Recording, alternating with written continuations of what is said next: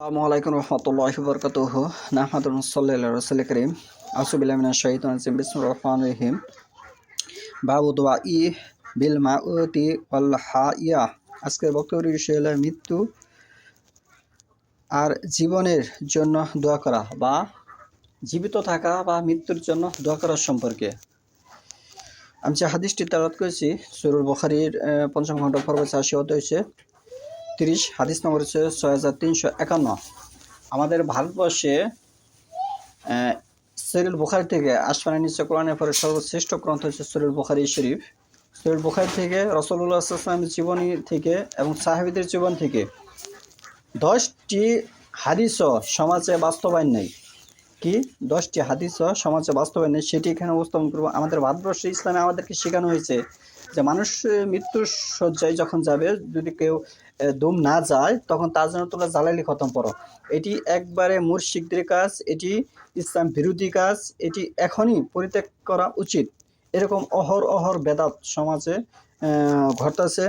আনাস রাদিয়াল্লাহু হতে বর্ণিত, তিনি বলেন রাসূলুল্লাহ সাল্লাল্লাহু আলাইহি ওয়াসাল্লাম বলেছেন, তোমাদের কেউ যখন বিপদের কারণে মৃত্যু কামনা করবে না, তোমাদের কেউ কোনো বিপদের কারণে মৃত্যু কামনা করবে না, তোমাদের কেউ কোনো বিপদের কারণে মৃত্যু কামনা করবে না। আর যদি কেউ এমন অবস্থায় পড়ে যায় তাকে মৃত্যু কামনা করতেই হয়, তবে সে দোয়া করবে। তবে সে কি করবে? দোয়া করবে। এটি জালালি খতম, এটি দোয়া নয়।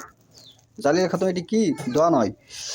হে আল্লাহ, যতদিন বেঁচে থাকা আমার জন্য কল্যাণকর হয় ততদিন আমাকে জীবিত রাখো, আর যখন আমার জন্য মৃত্যু কল্যাণকর হয় তখন আমাকে মৃত্যু দাও।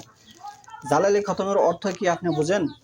বুঝেন না। জালালি খতমের অর্থ হচ্ছে লোকটি যেন মারা যায়, লোকটি যেন এই কষ্ট থেকে দুনিয়া থেকে বিদায় নেয়। এটি জালালি খতমের মুখ্য উদ্দেশ্য।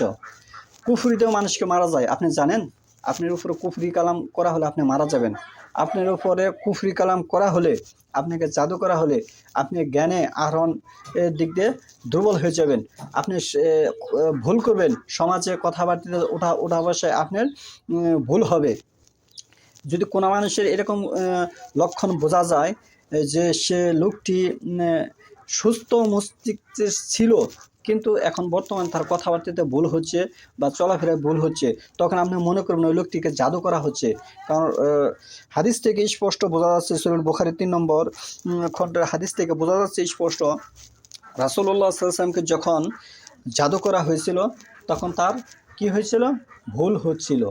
তা এরকম একটি বিষয় যে যদি কারো উপরে জাদু প্রভাব করা হয় তখন সে কি করবে?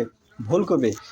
তাহলে এখানে মুখ্য বিষয় হচ্ছে জালালি খতম, এবং জালালি খতমের যে বিষয়টি আমাদেরকে বোঝানো হচ্ছে সেটি বেদাত, সেটি শিরক। এই সমস্ত কাজের সাথে যে সম্পর্কিত থাকবে, যে সহযোগিতা করবে, সেও ইসলাম থেকে খারিজ হবে। যে বেদাত করে, যে বেদাতকে সমর্থন করে, প্রশ্রয় দেয়, আশ্রয় দেয়, তার ফরজ নফল সুন্নত কোন আমলে কবুল হবে না। উল্টো তার প্রতি আল্লাহর অভিশাপ, ফেরেশতাগণের অভিশাপ, সকল মুমিন রাসূলগণের অভিশাপ। আল্লাহ আমাদেরকে ইসলাম বোঝার তৌফিক দান করুন। ওমা তৌফিকি ইল্লা বিল্লাহ। সুবহানাকা ওয়া বিহামদিকা আশহাদু আল্লা ইলাহা ইল্লা আনতা আস্তাগফিরুকা।